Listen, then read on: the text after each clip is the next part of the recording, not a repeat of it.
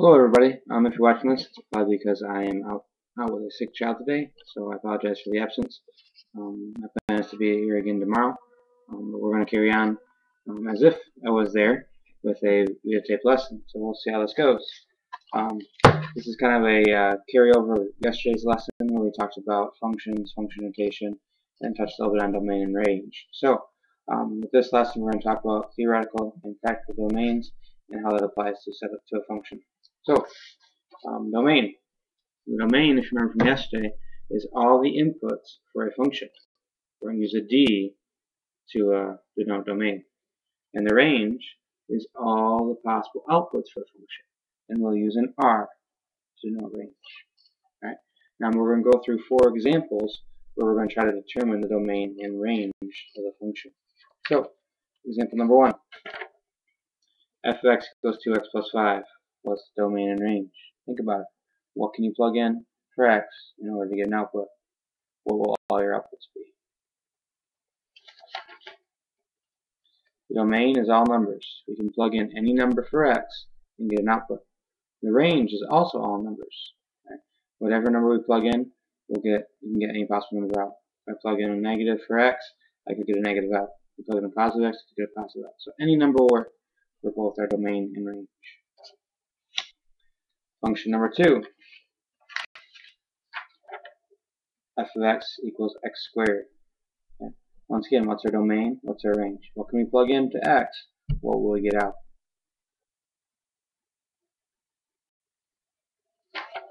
We can plug any number for x, plug in any number for x, and get an answer.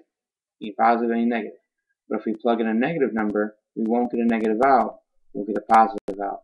Because a negative number squared is a positive number, and it's possible for us to get 0. So our domain is all numbers, our range is all positive numbers, and 0. We have to add the and 0 because 0 is neither positive nor negative. Next function. Function number 3. f of x equals 1 over x. Again, what can I plug in? What will I get out? Think about how certain numbers act on the bottom of a fraction. The domain is all numbers except 0. Because if I plug in 0 for x, we get undefined. And my range is also all numbers except 0. Because there's no way to have 1 over x equals 0. That's why the volcanoes and the butterflies never cross the axes. Right? Function number 4, last example, is f of x equals 1 over x minus 3. Once again, think about what we can plug in. What are our inputs? What outputs will that give me? So our domain is all numbers except 3. You're probably wondering why 3? Well, think if I plug in a 3 for x, what's going to happen to the bottom? And the range is all numbers except 0. Once again, when I have 1 over x minus 3, there's no way I can get 0 as an answer. Now, if you're thinking why 3 wasn't a possible input and 0 was, because of this right here. If I do f of 3, we get 1 over 3 minus 3. Well, 3 minus 3 is 0. 1 over 0 is undefined, which means there's no output when we plug in 3. If I plugged in 0 for x, we get 1 over negative 3, which is an output. So, those are domains and range of normal functions. Now, a lot of times, like our vertical drop and our runtime for the luge have a certain context to the situation. So when there's a context to the situation, there's 2 types of domain. Okay, there's something called the practical domain and the theoretical domain. So 2 types of domain: practical domain, theoretical domain. Page 330 does a great job of describing both of these. So if you need more information about this, turn to page 330 in your book. But we're going to run through them right here too. Now the practical domain depends on the context of the problem. The practical domain are realistic inputs and outputs that fit the context of the problem or situation. Once again, they're realistic inputs or outputs that fit the context of the problem or situation. For example, if my function is height as a function of time, negative heights don't make sense because that means I'm underground, and negative times don't make sense because that means I'm back in time. So a negative height or a negative time would not be a realistic input or output for a function of height and time.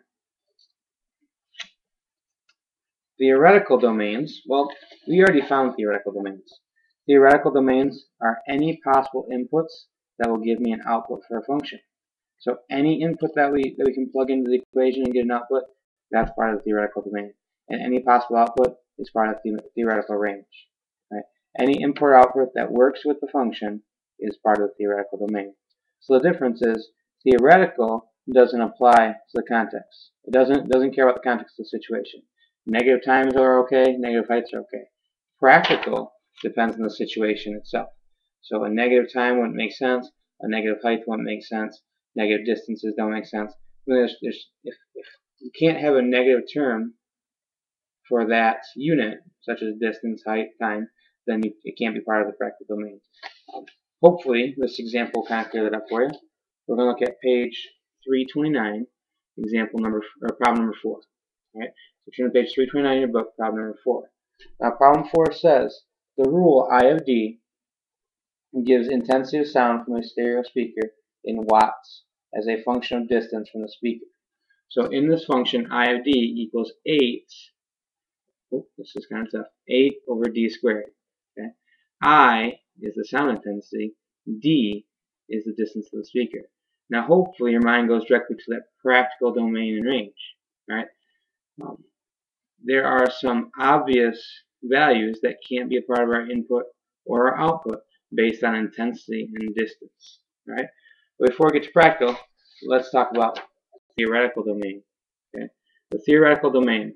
What can I plug in for D? Well, I can plug in all numbers except 0. I can't plug in 0 because I'll be dividing by 0 again, making an undefined answer. But I can plug in any positive or any negative number. Now remember, D is a distance.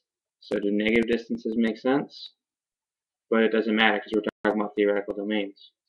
The theoretical range are all positive numbers. Okay, all positive numbers. The reason why it's all positive numbers is because I have a squared D on the bottom. Okay, a squared D on the bottom, so any negative I plug in will turn positive. And 0 is not included because there's no way I can do 8 divided D or D squared and get 0 as my answer. So hopefully that theoretical domain and range makes sense. Now, for the practical domain and range, let me remind you, I is intensity, and D is distance. Okay, I is intensity, and D is distance. So our domain are all the inputs. Those are distance values. Does a negative distance make sense? The answer is no. So our practical domain is all positive numbers, because a negative distance does not make sense. Sorry if you hear my dog digging in the background. He's trying to make a comfortable spot on the sofa. All right. So only positive distances make sense.